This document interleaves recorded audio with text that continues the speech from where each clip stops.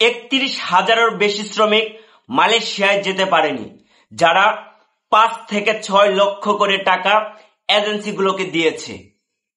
আমরা তাদের আর্তনাদ দেখেছি, এক একজন মালয়েশিয়ায় যেতে না পারার আর্তনাদ।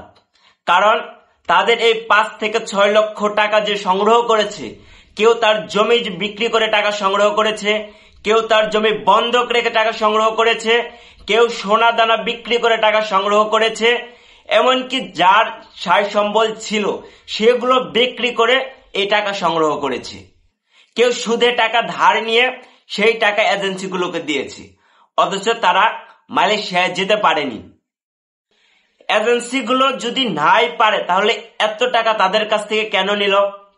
গত মার্চ মাসে মালয়েশিয়া সরকার ঘোষণা করেছিল 31শে মের পর তারা আর কোনো শ্রমিক নেবে না।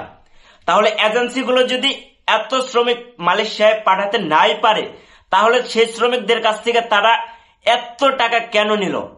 এগুলো তদন্ত করা দরকার, অনুসন্ধান করা দরকার। এই সিন্ডিকেটের সাথে কারা জড়িত এগুলো বের করা দরকার।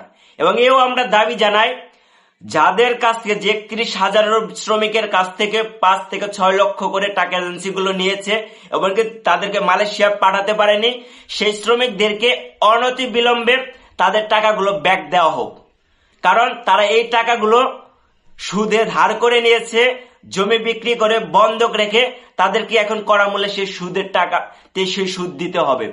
তাই অনতি বিলম্বে তাদের কাছ থেকে যে টাকাগুলো নেওয়া হয়েছিল সেই টাকাগুলো যেন এজেন্সিগুলো দ্রুত সেই শ্রমিকদের টাকা ব্যাক দেয়, আমরা এই দাবি জানাই।